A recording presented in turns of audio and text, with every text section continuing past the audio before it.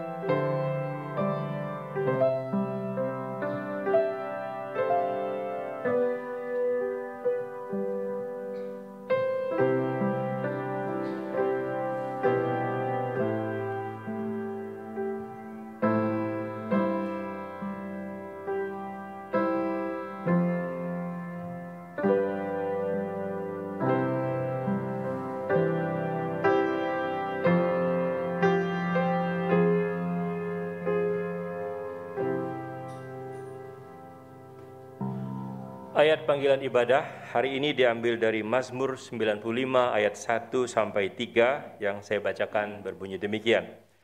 Marilah kita bersorak-sorai untuk Tuhan, bersorak-sorak bagi gunung batu keselamatan kita. Biarlah kita menghadap wajah-Nya dengan nyanyian syukur, bersorak-sorak baginya dengan nyanyian mazmur.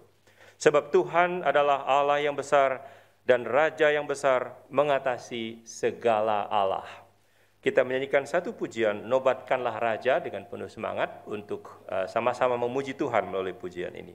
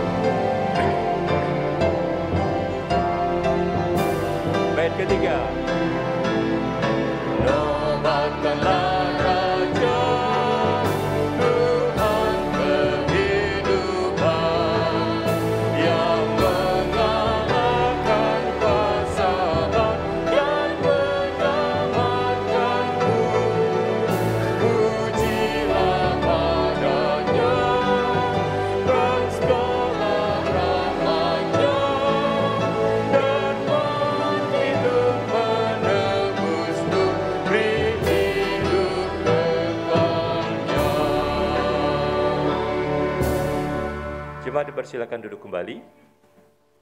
Bapak Ibu Saudara yang dikasihi oleh Tuhan, syair demi syair lagu yang kita nyanyikan tadi, khususnya di bait ketiga, mengatakan bahwa pujilah padanya akan segala rahmat-Nya yang telah mati untuk menebus dosa kita dan memberikan hidup kekal bagi kita semua.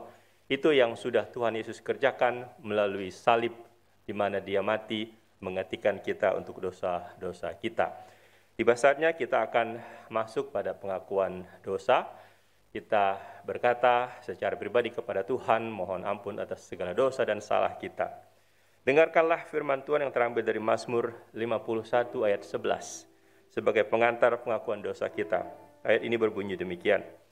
Sembunyikanlah wajahmu terhadap dosaku, hapuskanlah segala kesalahanku. Bapak Ibu, Saudara yang dikasihi oleh Tuhan, baik yang ada di ruangan ini maupun di rumah masing-masing, kita akan bernyanyi satu pujian dengan judul Sebenarnya Ku Tak Layak. Kita hayati setiap syair dari lagu ini, luar biasa sekali. Nanti kita akan medley dengan hati yang hancur Dia pulihkan. Sebenarnya kita, saya, Bapak Ibu Saudara tidak layak menghadapnya, tetapi dengan anugerah Dia mengizinkan kita menghampiri tahtanya pagi hari ini. Sebenarnya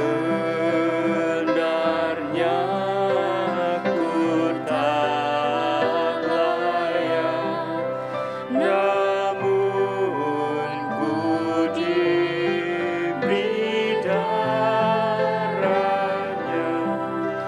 dan Engkau memanggil aku, ya domba Allahku,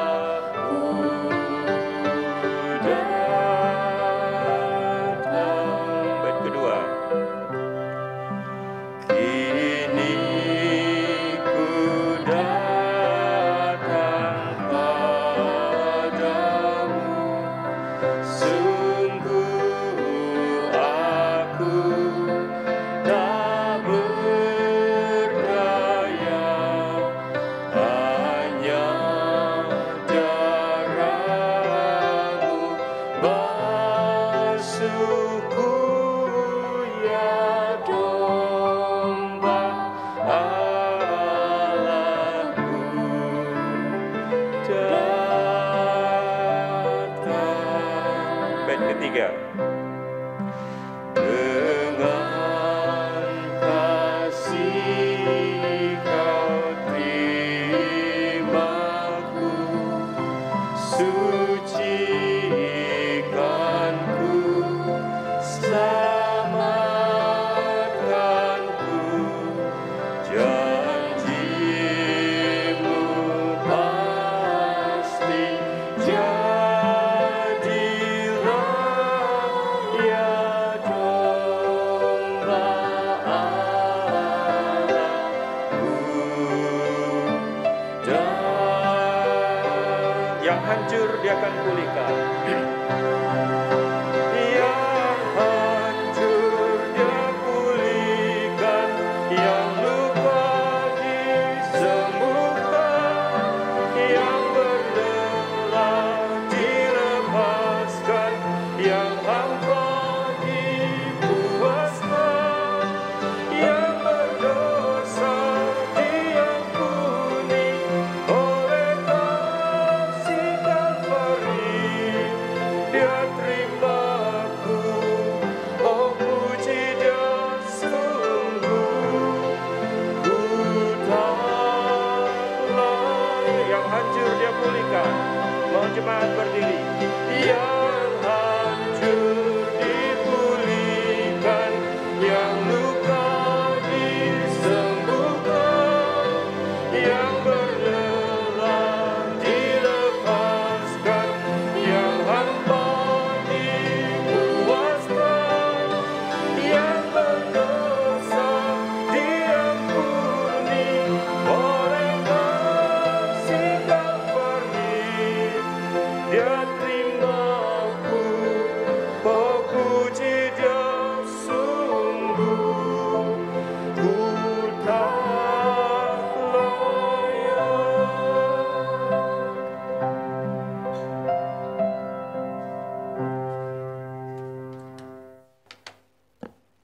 Mari kita merendahkan hati kita di hadapan Tuhan, Allah yang mengetahui, menyelidiki hati kita, Allah yang Maha Kudus.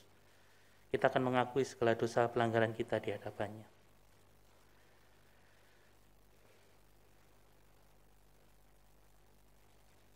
Tuhan, kami menyadari bahwa hidup kami tidak layak di hadapan Tuhan.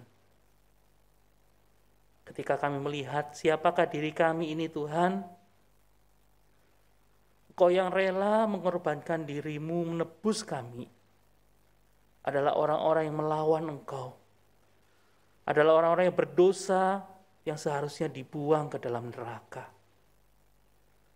Tapi karena kasih-Mu yang besar yang Tuhan tunjukkan di atas Kalvari, boleh melayakkan kami menjadi anak-anak-Mu.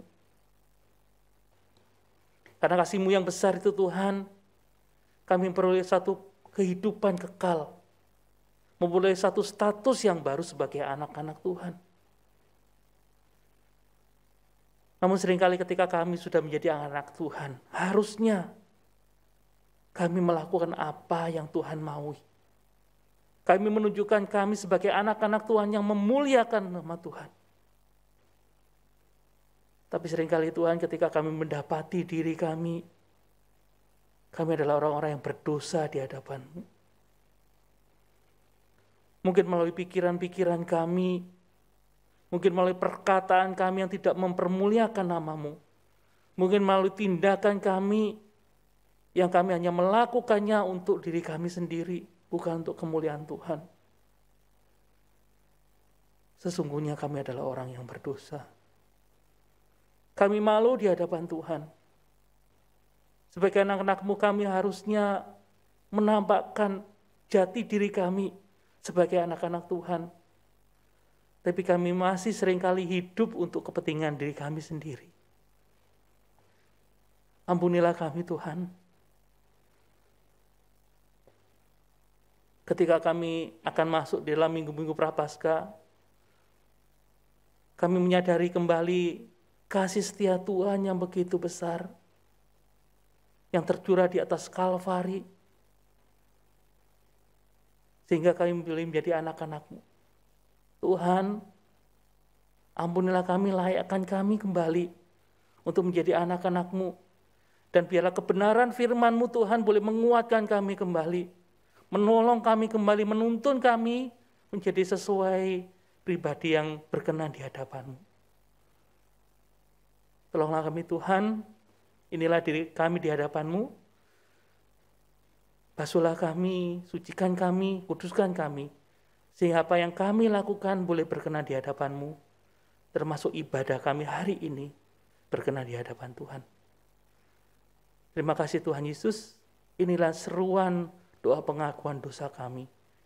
Di dalam nama Tuhan Yesus Kristus, kami sudah berdoa dan mengucap syukur. Amin. Dipersilakan duduk kembali. Dengarkanlah janji pengampunan dosa yang terambil dari Yesaya 38 ayat 17. Sesungguhnya penderitaan yang pahit menjadi keselamatan bagiku. Engkaulah yang mencegah jiwaku dari lubang kebinasaan, sebab Engkau telah melemparkan segala dosaku jauh dari hadapan-Mu.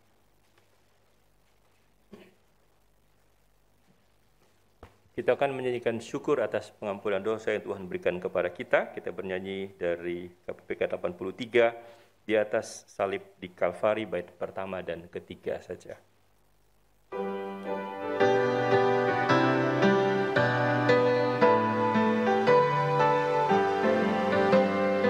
Di atas salib di Kalvari, ku serahkan dosaku yang keji. Oleh darahnya aku bersih. Puji namanya, puji namanya, puji namanya. Darahnya sucikan hatiku. Puji namanya, darahnya sumber keselamatan. Darahnya sumber keselamatan. Ku bahagia, ku disucikan, dan terus dijaga tak bercela. Puji namanya, puji namanya, puji namanya. Hatiku, puji namanya. Saudara-saudara dikasihi oleh Tuhan Yesus Kristus, tiba saatnya bersama dengan umat Tuhan dari segala abad dan segala tempat, kita mengikrarkan pengakuan iman rasuli kita yang berbunyi demikian. Aku percaya kepada Allah, Bapa yang Maha Kuasa, Khalik langit dan bumi, dan kepada Yesus Kristus anaknya yang tunggal, Tuhan kita, yang dikandung daripada Roh Kudus, lahir dari anak darah Maria, yang menderita sengsara di bawah pemerintahan Pontius Pilatus, disalibkan, mati, dan dikuburkan, turun ke dalam kerajaan maut. Pada hari yang ketiga, bangkit pula dari antara orang mati, naik ke surga, duduk di sebelah kanan Allah, Bapa yang Maha Kuasa, dan dari sana Ia akan datang untuk menghakimi orang yang hidup dan yang mati. Aku percaya kepada Roh Kudus, gereja yang kudus dan am, persekutuan orang kudus, pengampunan dosa, kebangkitan tubuh, dan hidup yang kekal. Amin. Silakan duduk kembali. Kita akan bersama-sama mendengarkan pewartaan firman Tuhan yang pada hari ini akan disampaikan oleh Bapak Pendeta Franz Lee. Kita akan bernyanyi satu pujian, Hati Hamba, nanti setelah firman Tuhan dirangkaikan dengan perjamuan kudus.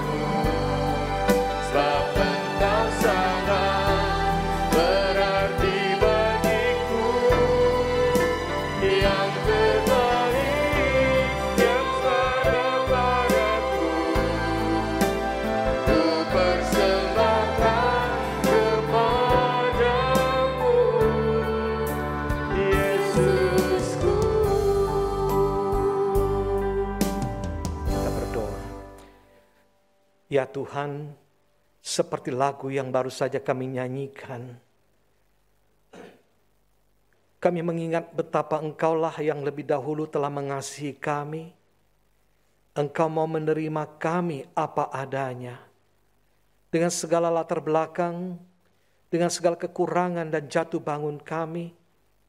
Namun kalau pagi ini kami boleh datang bersama-sama beribadah, selagi kami pun tahu bahwa ini adalah anugerah-Mu ya Tuhan.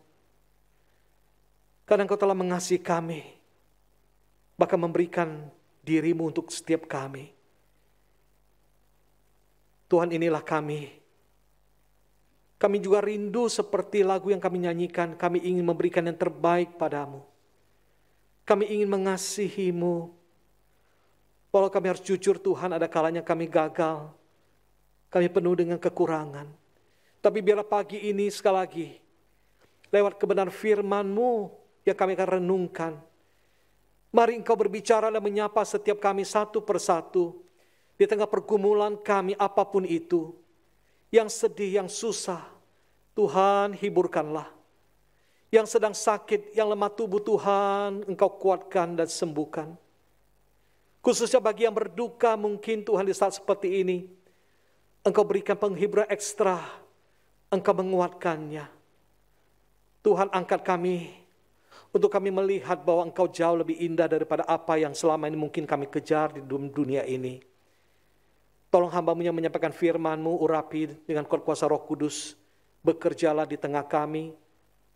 Mari Engkau Tuhan bajak tanah hati kami, untuk siap terbuka, menerima kebenaran firman-Mu yang akan bertumbuh berlipat-lipat ganda.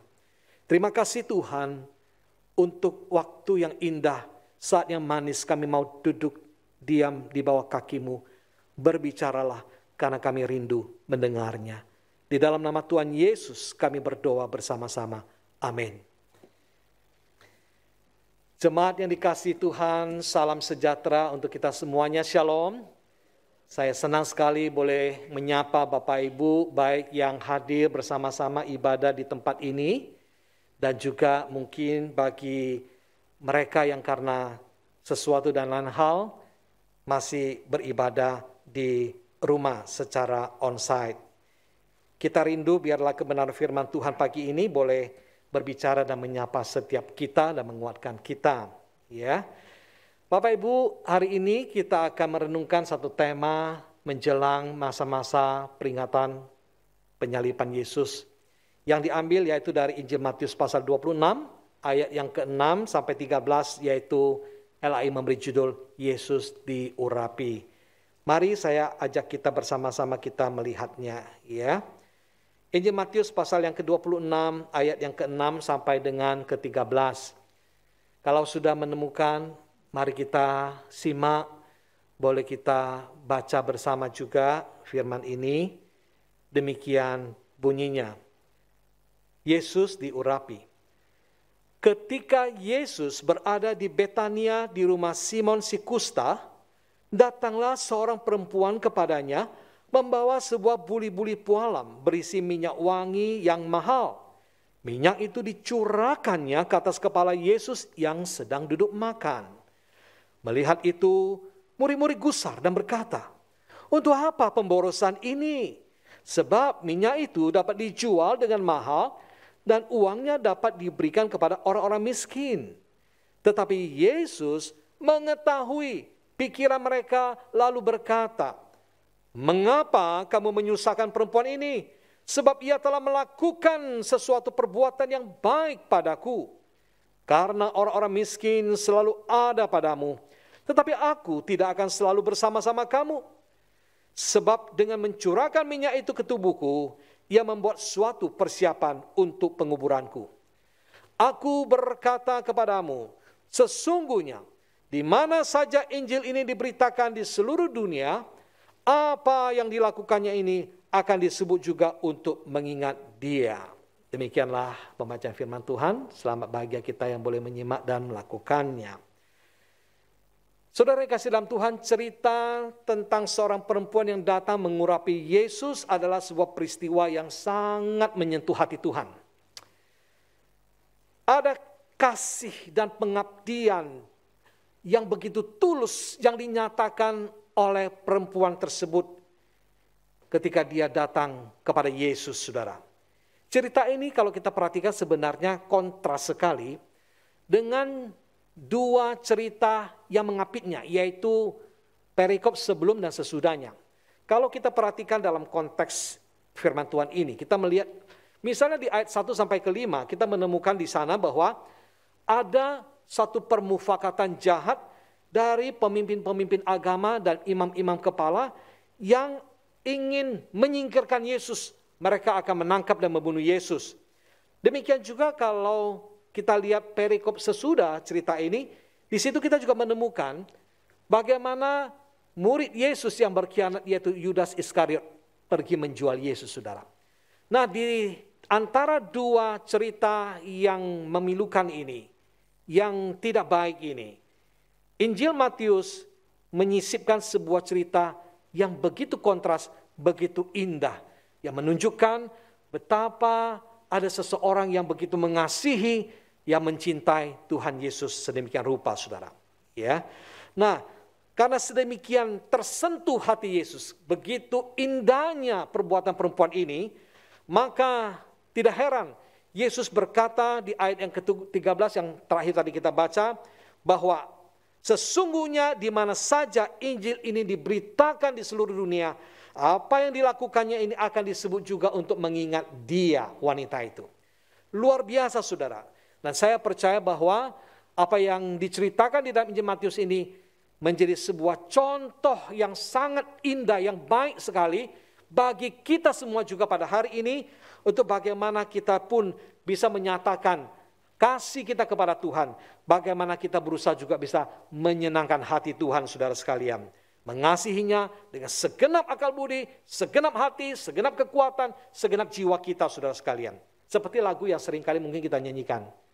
Ku mau cinta Yesus selamanya. Betul, saudara? Ku mau cinta Yesus selamanya. Meskipun badai ombak silih berganti, tapi ku tetap cinta Yesus selamanya. Itulah sebenarnya yang Yesus inginkan, saudara sekalian. Saudara sekalian, kita kembali melihat lagi ya. Di ayat yang ke-6 diawali dengan katakan begini. Ketika Yesus berada di Betania, di rumah Simon si Kusta. Nah, saudara, kita lihat. Cerita ini dikatakan berada dalam konteks yaitu di sebuah kota yang disebut dengan Betania. Betania adalah sebuah kota kecil yang terletak di sebelah timur lereng gunung atau Bukit Zaitun, sedangkan Yerusalem ada di seberangnya di bagian baratnya, saudara sekalian. Jadi tidak begitu jauh, saudara. Ya. Nah, kota ini sebuah kota yang sangat menarik sekali. Meskipun sebenarnya tidak begitu populer. Tidak seperti misalnya Bethlehem yang biasa kita tahu sebagai tempat kelahiran Yesus, atau Nazaret tempat Yesus dibesarkan, atau Yerusalem tempat di mana Yesus banyak melakukan pelayanannya dan Injil banyak mencatat di situ. Tapi meskipun dia tidak sepopuler itu, tetapi nampaknya memang Betania ini adalah sebuah tempat dan kota yang mendapat hati di hatinya Tuhan, mendapat tempat di hatinya Tuhan Yesus, saudara. Sedemikian Yesus merasa nyaman berada di kota itu. Menarik sekali, Betania itu sebenarnya, atau dalam bahasa Inggris kita sebut Bethany, saudara sekalian, itu punya arti kata yaitu house of welcome, saudara, ya, rumah penyambutan. Nah, seringkali Injil menulis ketika Yesus melakukan pelayanan ke Yerusalem, di akhir pekan Yesus kembali ke Betania.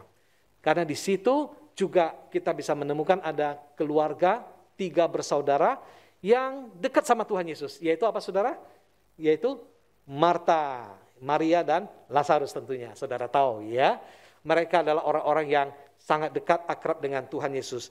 Jadi Yesus punya kesan yang mendalam terhadap kota ini, saudara sekalian. Kemudian dikatakan bahwa cerita ini terjadi di rumah seorang yang dikatakan bernama Simon. Disebut Simon si Kusta. Dia bukan Simon Petrus, murid Yesus. Tapi Simon si Kusta. Tentu saja Kusta bukanlah nama dia yang dari lahir tentunya ya. Tetapi sebuah julukan. Karena dia pernah sakit kusta. Tapi pastinya saat cerita ini dituliskan, si Simon sudah sembuh dari sakitnya. Namun demikian, julukan itu seringkali masih tetap melekat. Orang-orang mengenalnya sebagai Simon si kusta. Besar kemungkinan memang dia disembuhkan oleh Tuhan Yesus sendiri. Karena rasa terima kasih yang mendalam, rasa senangnya mendengar Yesus datang ke kota itu, maka si Simon pun membuatlah perjamuan untuk menyambut Tuhan Yesus, sesuatu yang memang sangatlah lumrah, yang wajar saudara sekalian.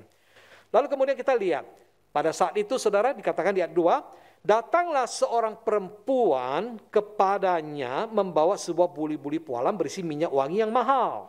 Ya, saudara, buli-buli pualam itu ada semacam botol panjang, ya, yang terbuat dari semacam marmer, ya, batuan marmer yang bernilai, yang mahal, saudara.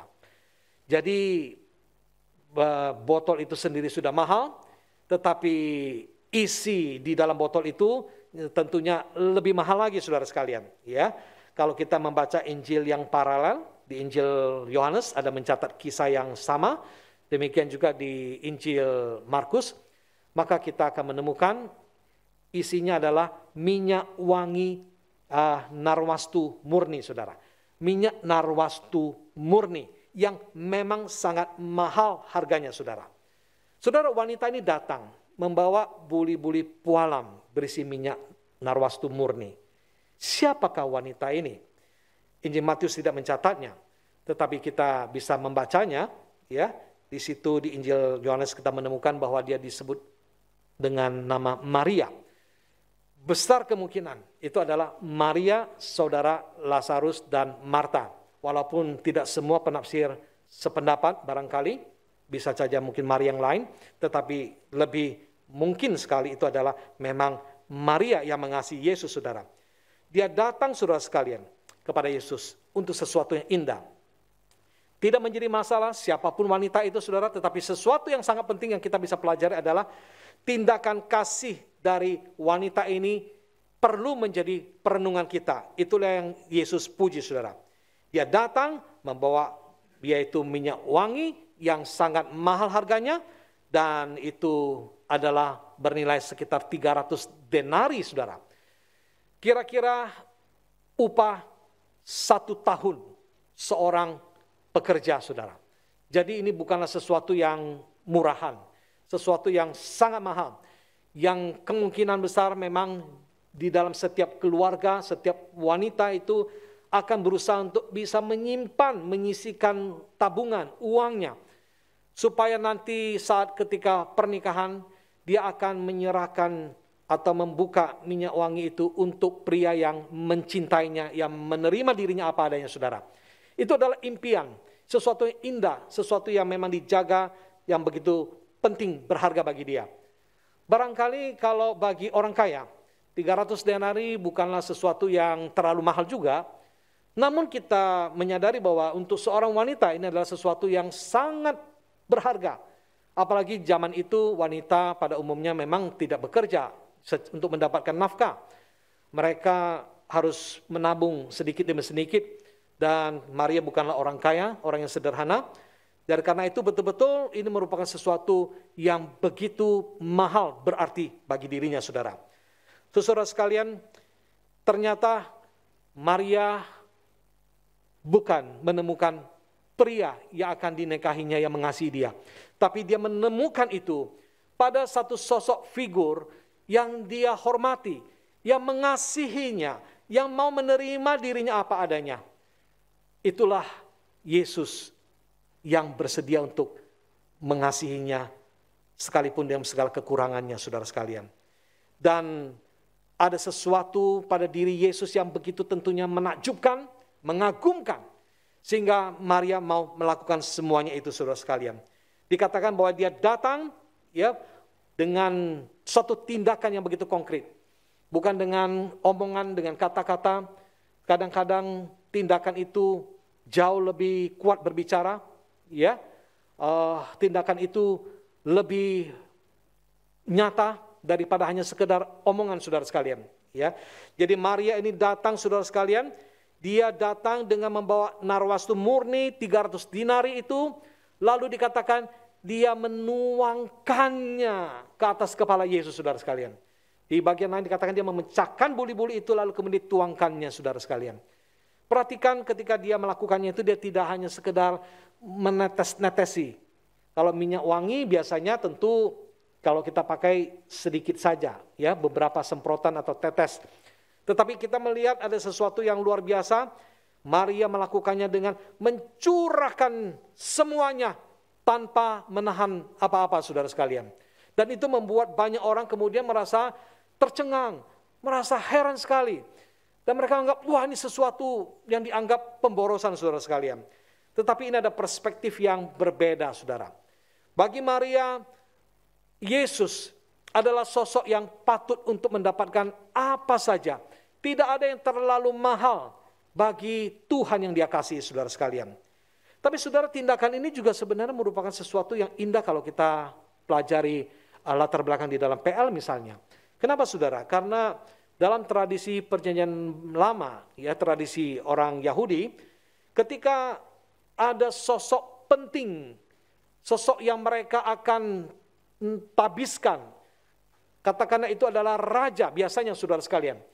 Maka biasa rakyat akan datang kepada wakilnya, lalu kemudian untuk bersama-sama menghadap sosok tersebut, lalu kemudian melakukan semacam ritual penobatan dengan menuangkan minyak yang mahal itu ke atas kepala sang calon raja.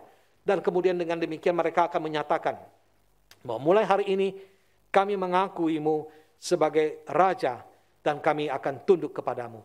Jadi sebenarnya saudara, ini adalah sesuatu makna yang sangat mendalam. Inilah yang dilakukan oleh Maria, seakan dia mau berkata saat itu, waktu dia datang ke hadapan Yesus, ya kita barangkali bisa berimajinasi, membayangkan betapa dengan hati yang penuh dengan kesungguhan. Barangkali begitu dia bertemu Yesus, dia tersungkur di situ, dia mendekap kaki Yesus, lalu kemudian mengeluarkan itu botol berisi minyak narwastu, lalu dia kemudian menuangkannya, saudara, mengatakan, ya Tuhan, hari ini aku menjadikanmu raja dalam kehidupanku. Jadilah raja selamanya dan aku bersedia tunduk pada otoritasmu. Dan perbuatan ini begitu menyentuh hati Yesus, saudara. Bukan cuma sekedar pemberiannya, walaupun itu sangat mahal. Tapi Yesus bukan melihat hanya sekedar dari nilai, dari pemberian, dari persembahannya. Tapi Yesus melihat lebih dalam lagi, melihat kedalaman hatinya, ketulusannya, saudara. Dan saya kira ini menjadi sebuah pelajaran yang sangat penting bagi kita. Bagaimanakah hati kita, saudara? Barangkali kita bisa juga memberikan sesuatu yang mahal, tetapi belum tentu itu mengesankan hati Tuhan. Demikian juga sebaliknya, kita bisa memberikan sesuatu yang mungkin menurut orang lain itu kecil, seperti janda miskin, 2 peser uang, tetapi dia memberikan dari hati dengan sepenuhnya semuanya. Dan Tuhan melihat itu sesuatu yang berharga. Dan Tuhan menerimanya, saudara sekalian. Ya saudara sekalian, itulah sesuatu yang dilakukan juga oleh wanita itu. Untuk menghormati Yesus. Barangkali pada waktu dia melakukannya, dia tidak punya gambaran persis bahwa Yesus segera akan, yaitu disalibkan. Walaupun mungkin dia sudah mendengar sebelumnya bagaimana Yesus menceritakan bahwa dia akan ditangkap, dia akan diserahkan. Tetapi barangkali dia tidak menduga itu akan segera terjadi. Karena memang setelah itu, peristiwa itu, tidak lama kemudian Yesus masuk ke Yerusalem. Dan dalam minggu itu adalah masuk ke dalam minggu di mana Yesus kemudian ditangkap dan disalibkan, saudara. Nah saudara sekalian, satu poin penting yang kita bisa pelajari di sini adalah bahwa Yesus menginginkan penyembahan kita. Yesus ingin kita belajar dari wanita ini, saudara. Walaupun tidak semua orang bisa menghargai, semua orang mengerti. Seperti yang dikatakan dalam bacaan kita. Ketika melihat itu, murid-murid menjadi gusar, lalu berkata, untuk apa pemborosan ini? Nah, saudara sekalian, mungkin itu menurut ukuran manusia itu adalah sebagai suatu pemborosan. Tapi bagi Tuhan, itu tidak demikian. Tuhan Yesus tahu bahwa inilah kesempatan, momen yang terbaik. Kalau untuk Tuhan, tidak ada yang namanya boros, saudara sekalian. Kalau kita bilang kita mengasihi Tuhan, saudara, sebenarnya kita tidak akan pernah bisa sampai kepada titik di mana kita mengatakan, aku terlalu mengasihi Tuhan. Gak ada, saudara. Kira-kira bisa nggak kita mengatakan, oh aku sudah terlalu mengasihi Tuhan? Saya rasa nggak ada, saudara. Apapun yang kita kerjakan, yang kita berikan, itu masih tidak sebanding dengan apa yang Tuhan kerjakan bagi kita. Jadi kadang-kadang juga kita menguji hati kita. Ya, ada banyak lagu puji-pujian indah, saya tahu, saya juga suka nyanyi. Aku mengasihimu Yesus dengan segenap hatiku sepenuhnya. Lagu itu bagus, saudara. Itu memotivasi kita. Tapi jujur, saudara, kita belum sampai di sana, saudara. Kita belum bisa seperti itu. Jadi saudara, kita tidak perlu menahan-nahan. Nah, murid-murid itu menganggap, wah, perbuatan wanita ini sudah berlebihan, ya. Mereka menganggap ini adalah sesuatu yang pemborosan. Tapi Yesus tidak menyalahkan perempuan ini. Bahkan Yesus justru memujinya. Maka Yesus berkata, apa yang diperbuat oleh perempuan ini, di mana saja ini diberitakan, ini akan disebut untuk mengingat dia. Bayangkan saudara, ini luar biasa sekali bukan? Di mana Injil diberitakan, cerita ini juga perlu diceritakan, dikabarkan. Dan hari ini, kebetulan kalau kita dengar kisah ini, entah ini adalah yang pertama kali atau mungkin sudah kesekian kali, saya percaya ini tetap relevan, tetap penting. Karena Yesus sendiri mengatakan di mana saja Injil diberitakan, cerita ini perlu disampaikan saudara, untuk mengingat wanita tersebut saudara. Karena apa yang dia lakukan saudara. Ya. Nah saudara-saudara sekalian, kemudian kita lihat lagi, di ayat 9 ada sebuah alasan yang dikemukakan oleh para murid. Sebenarnya kalau kita lihat di dalam Injil Yohanes, murid yang dimasukkan itu adalah siapa? Yudas Iskariot yang menjual Yesus saudara sekalian. Ya. Dia katakan begini, sebab minyak itu dapat dijual dengan mahal dan uangnya dapat diberikan kepada orang-orang miskin. Coba ya, ini kan sepertinya masuk akal. Sebuah alasan yang rohani saudara. Saudara, kadang-kadang saya merenung ya, di dalam kita mengikut Tuhan, melayani Tuhan, ada kalanya kita bisa loh, tanpa sadar, nggak sadar, kita pakai pembenaran reason yang nampaknya make sense sekali, apalagi rohani. Ya kan? Rohani cukup kan? Wah, ngapain itu dicurahkan pemborosan? Mendingan dijual. Kan uangnya bisa kasih orang miskin. Ya bagus kan? Saudara sekalian, betul kan? Tapi saudara sekalian, perhatikan ya. Nah, apa yang dikatakan itu bukan dari hati yang tulus. Kalau kita baca di dalam Injil Yohanes 12 ayat 6 dikatakan, hal itu dikatakannya bukan karena ia memperhatikan nasib orang-orang miskin, melainkan karena ia adalah seorang pencuri. Ia sering mengambil uang yang disimpan dalam kas yang dipegangnya. Itulah Yudas Iskariot saudara sekalian. Ya, dengan menjual itu mungkin ada proses yang bisa dia lakukan, yang bisa nahan uang itu, bisa dapatkan sesuatu dari situ. Ternyata saudara, bukan hanya sekarang, zaman dulu juga. Ada orang-orang yang sepertinya menyampaikan sesuatu yang enak didengar, yang bagus, yang rohani. Tetapi sebenarnya adalah maksud terselubung, maksud tertentu. Bisa terjadi seperti itu saudara. Semoga itu tidak terjadi ya di tengah-tengah kehidupan kita, bergereja atau apapun saudara. Kita berdoa Tuhan jaga hati kita. Jangan sampai ada sesuatu kita merohanikan sesuatu, padahal sebenarnya nggak seperti itu. Ya, ada maksud lain saudara. Yesus tahu sekali, ya, persis Yesus mengerti. Yesus bisa membaca situasi ini. Kemudian di ayat ke-10, Yesus kemudian mengatakan begini, mengapa kamu menyusahkan perempuan ini? Sebab ia telah melakukan suatu perbuatan yang baik padaku. Karena orang-orang miskin selalu ada padamu, tetapi aku tidak akan selalu bersama-sama kamu. Saudara, apa arti ya kalimat ini, saudara?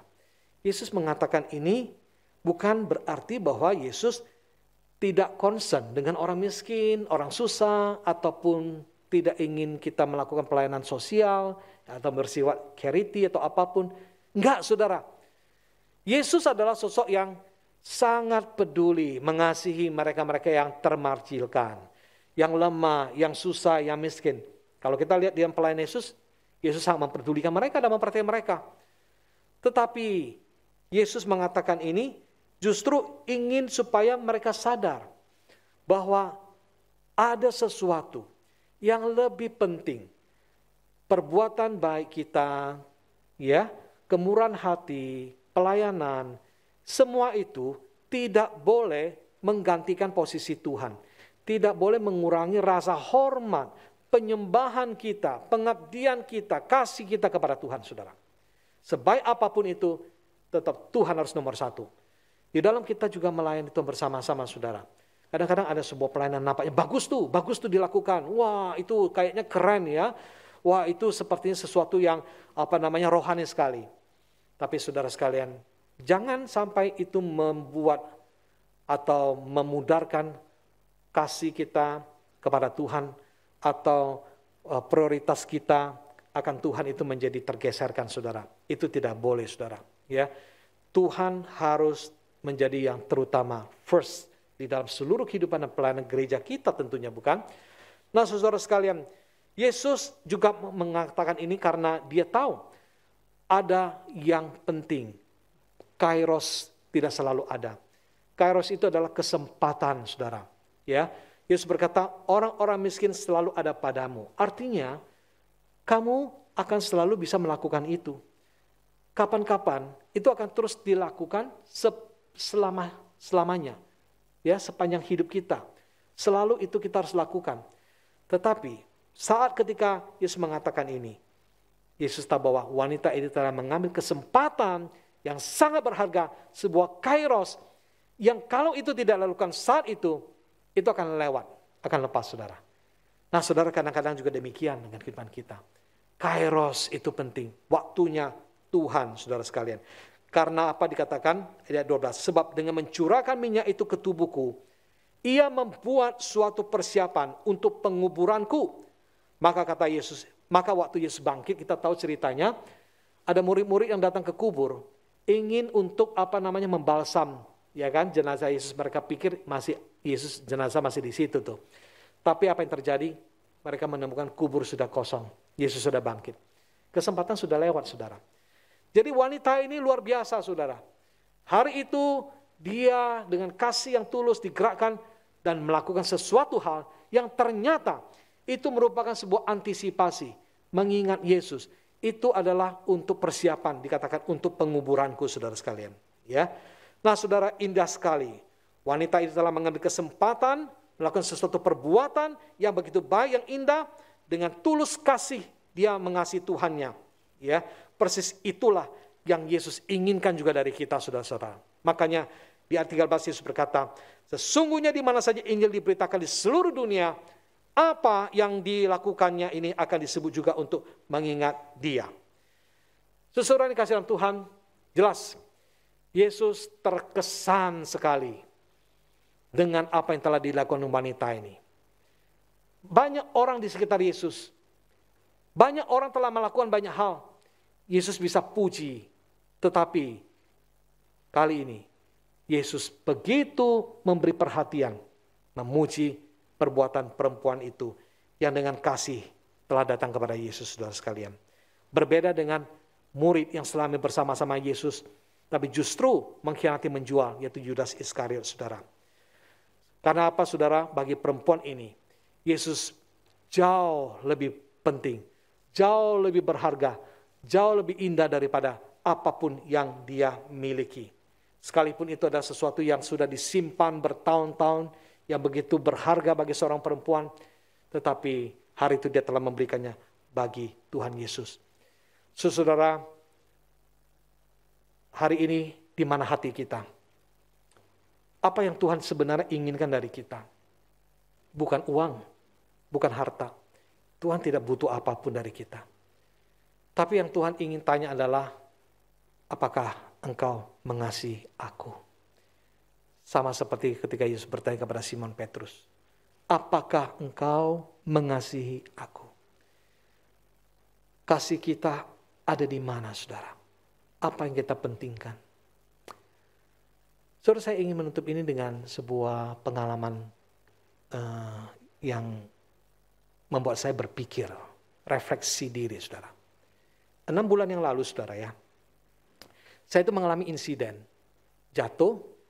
Singkat cerita, dokter menyarankan untuk lengan, ya, kedua lengan saya yang fracture itu dioperasi, ya, terutama yang sebelah kiri. Nah, lalu setelah konsultasi akhirnya, wah saya juga gentar karena pertama kali diopname di rumah sakit dengan kondisi seperti ini ya. Akhirnya sudah, malam itu saya ingat ketika kemudian dari kamar rumah sakit mau menuju ke ruang operasi, lalu suster mendorong ranjang masuk ke sana. Tidak begitu lama sebenarnya, tidak begitu jauh kan tentunya di dalam rumah sakit. Tapi itu perjalanan itu bagi saya itu panjang, saudara ya. Karena pada saat ketika saya didorong gitu ya, untuk masuk ke dalam ruang operasi, itu rasanya perjalanan lama sekali, panjang sekali. Ingin sekali pada waktu itu ada orang yang membacakan untuk saya Mazmur 23, ya. Tapi nggak ada. Syukur masih ada semu mendampingi di samping ya, semu mendampingi bersama-sama. Lalu saya dalam hati saya sendiri yang membacakannya untuk diri saya. Tuhan adalah gembalaku, takkan kekurangan aku. Ia membaringkan aku di padang rumput yang hijau. Ia menuntun aku ke air yang tenang. Ia menyegarkan jiwaku dan seterusnya, saudara ya. Nah saudara, singkat cerita setelah operasi selesai, kemudian kan saya dibawa balik lagi ke kamar ya. Nah, saya nggak tahu jam berapa, mungkin tengah malam, saya terbangun saudara ya. Saya mulai sadar, mulai siuman kan. Karena kan di bius, waktu habis siuman begitu ya, saya perhatikan tangan saya yang sebelah kanan. Ini lumayan masih oke, jadi di gips saja, nggak dioperasi di gips. Saya perhatikan tangan saya, sudah dalam kondisi di gips. Ya, saya bisa rasakan gerakan juga bisa masih digerakkan. Kemudian saya coba untuk melirik ke sebelah kiri, ya. Waktu saya lirik sebelah kiri, saudara saya, tiba-tiba saya kaget, saudara. Kenapa? Saya lihat tangan saya nggak ada, saudara. Loh, kok tangan saya nggak ada? Saya merasa kok tangan saya betul-betul nggak ada. Di mana tangan sebelah kiri saya? Lalu kemudian saya coba lagi, kemudian menoleh kepala saya kan. Saya bisa coba menoleh. Rupanya yang sebelah kiri itu sudah istilahnya terbujur ya. Dalam kondisi seperti ini agak sedikit ya menyamping begitu. Nah, tangan dioperasi ini kan dibius total. Sebelah tangan ini. Jadi saya tidak bisa menggerakkan. Perasaan saya merasa seperti saya lagi begini nih, lagi kondisi begini, perasaan saya. Jadi waktu saya melihat makanya saya kaget loh, kok enggak gitu, kok enggak ada. Rupanya itu ada di sebelah menyimpang begitu ya, sebelah kiri. Itulah untuk pertama kali ada bagian tubuh yang di luar kendali saya, yang saya tidak bisa apa-apain. Seakan-akan tangan ini terlepas dari tubuh. Atau mungkin saya yang lepas daripada tangan ini, saudara. Nah kemudian malam itu saya merenung, saudara. Saya berpikir ya, ini baru karena bius operasi ya. Kalau satu hari saya dipanggil pulang oleh Tuhan, saudara. Artinya jiwa saya ini, roh saya ini kan keluar nih, meninggalkan tubuh kan. Nah saat itu, bukan cuma tangan, saudara. Seluruh tubuh saya, tangan, kaki, semua, saudara. Apapun yang ada pada diri saya, bahkan yang saya miliki, itu akan lepas, akan saya tinggalkan. Di luar kendali saya, saudara. Nah, kalau saya berpikir Tuhan, betapa fananya ya kehidupan di dalam dunia. Kadang banyak orang bersusah payah, berjuang untuk bisa kumpul banyak, dapat banyak, simpan banyak. Nah hari itu, secara pengalaman saya rasa, kalau secara pengetahuan, pemahaman ngerti, saudara, udah ngerti, kan sering khotbah juga kan gitu kan. Tapi hari itu saya ngerasain, oh ini loh satu hari saya akan tinggalkan semua ini. Saya nggak bisa menikmati lagi, nggak bisa miliki lagi. Jadi buat apa hati kita begitu terpaku atau melekat pada materi yang akan kita tinggalkan, saudara. Ya bukan berarti itu nggak penting. Penting kita masih butuh uang tentunya. Tetapi jangan sampai itu jadi Tuhan dalam hidup kita, saudara. Karena satu hari seberapa banyak pun itu, kita lepas, kita tinggalkan. Seakan-akan waktu itu saya kalau kemudian mau berkata begini tentang, selain kau tiada yang lain, ada padaku di bumi. Gak ada yang lain, saudara, yang akan mendampingi kita, menyertai kita. Hanya Tuhanlah yang satu-satunya akan menjadi harapan. Yang akan menjadi harta pusaka kita. Dan biarlah kepadanya kita menaruh hati, kasih, cinta kita, saudara. Dan kalau waktu kita menaruh hati kita, kasih kita kepada Tuhan, hati kita tenang, jiwa kita pun sentosa damai, saudara. Karena kita tidak melekat pada harta. Hari ini kita dipanggil, Tuhan bertanya, berbicara. Apakah engkau mengasihi aku? Apakah hatimu, ada tempat di hatimu untukku? Bagaimana kita menjawabnya, saudara? Mari kita belajar dari wanita ini. Yang datang dengan ketulusan kasih, memberikan apa yang bisa diberikan bagi Tuhan. Dan itu menyenangkan hati Tuhan. Kita mengasihi bukan karena kitanya, saudara. Tapi karena Tuhanlah yang lebih dahulu telah mengasihi kita dan memberikan nyawanya bagi kita. Dia mengasihi kita tanpa syarat, tanpa kondisi, kasih yang kekal, kasih yang sempurna, saudara. Puji syukur kita sudah bersama-sama mengikuti perjamuan kudus dan tadi sudah belajar dari firman Tuhan yang sudah disampaikan kepada kita semua. Kita akan memberikan persembahan syukur kepada Tuhan hari ini. Persembahan hari ini dapat dilakukan dengan cara scan QR Code yang ada di depan Bapak Ibu masing-masing yang ada di ruangan ini. Kepada Bapak Ibu yang mengikuti dari YouTube, silakan scan QR Code yang ada di layar monitor Bapak Ibu semua. Atau bisa juga dengan melalui transfer ke rekening BCA dengan nomor 001-305-2422 atas nama Gereja Kristus Yesus. Kita akan bernyanyi satu pujian. Allah itu baik, sungguh baik bagiku, ditunjukkannya kasih setianya, dan Dia menyediakan semua yang kita perlukan. Kita bersama-sama menyanyikan pujian ini.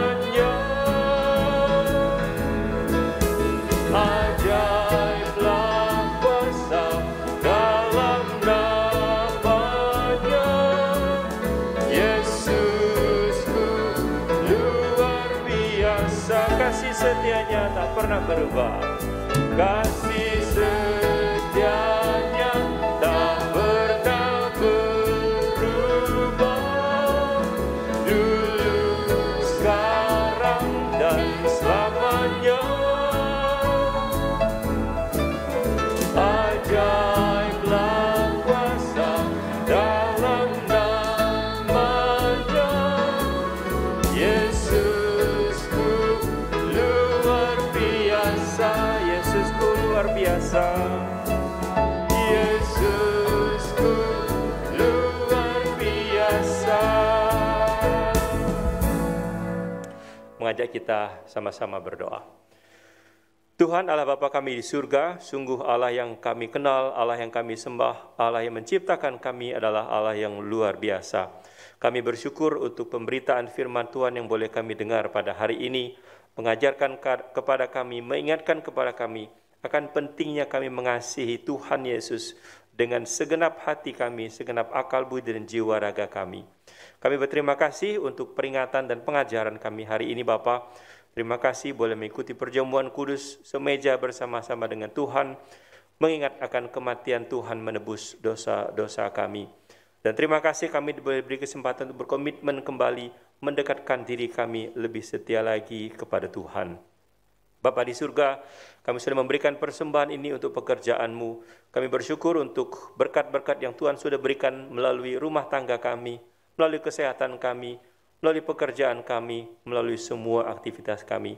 Tuhan silakan pakai untuk kemuliaan nama-Mu dan pekerjaan-Mu di tempat ini, karena kami percaya berkat-berkat-Mu atas gereja ini, atas jemaat ini, atas hamba-hamba Tuhan, atas para aktivis, atas setiap majelis, atas setiap jemaat, tidak berhenti mengalir kepada setiap kami. Kami bersyukur memiliki Allah yang setia, Allah yang adil, Allah yang besar, dan Allah yang mengasihi kami. Dalam nama Tuhan Yesus kami berdoa dan mengucap syukur. Amin. Kita mendengarkan warta.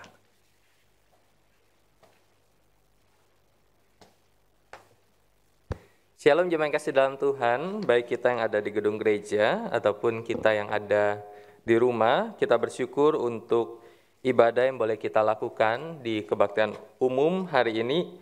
Terima kasih untuk Pendeta Franz Lee yang telah menyampaikan firman Tuhan dan memimpin sakramen perjamuan kudus hari ini. Tuhan Yesus memberkati.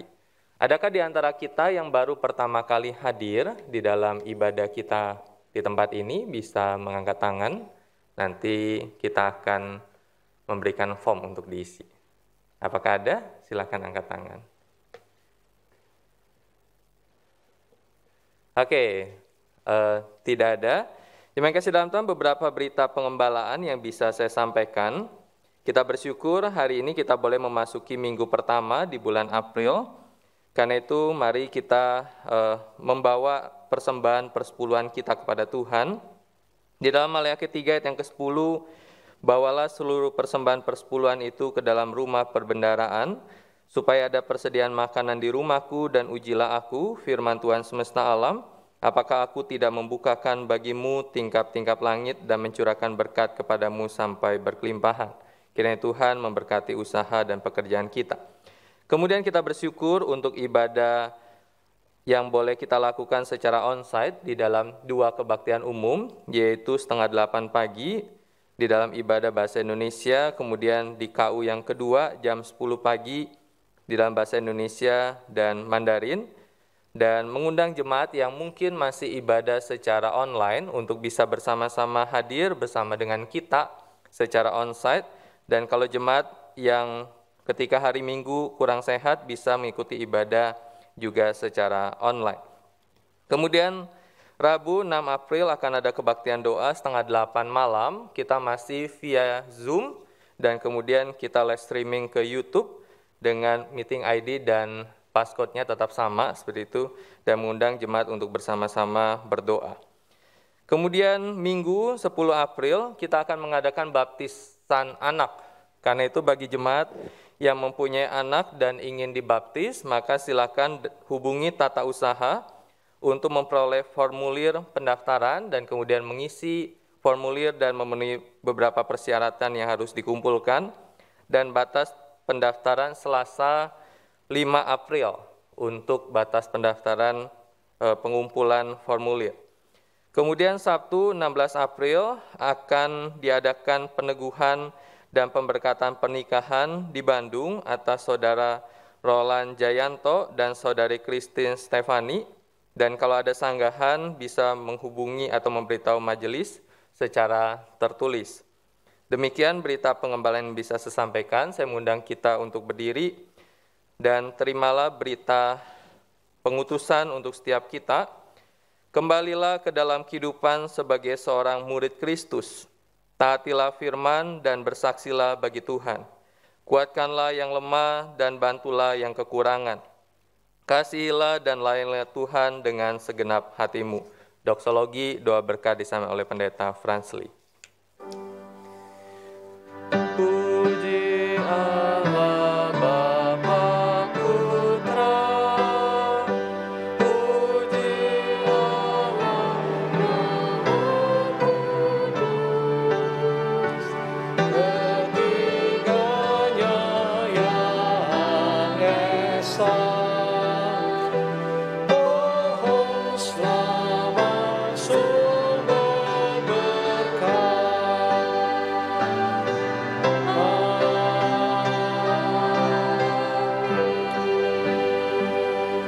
Jemaat yang dikasihi, arahkanlah hati kepada Tuhan dengan iman, terimalah janji berkat-Nya.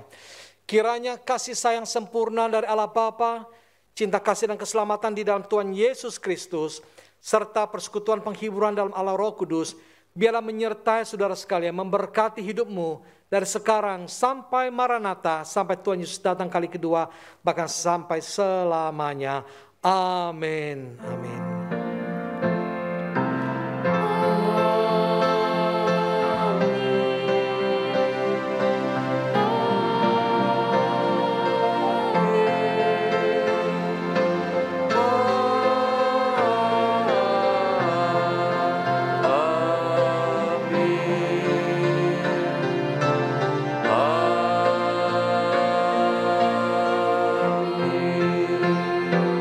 Silakan duduk, waktu teduh, ibadah kita selesai, Tuhan Yesus memberkati.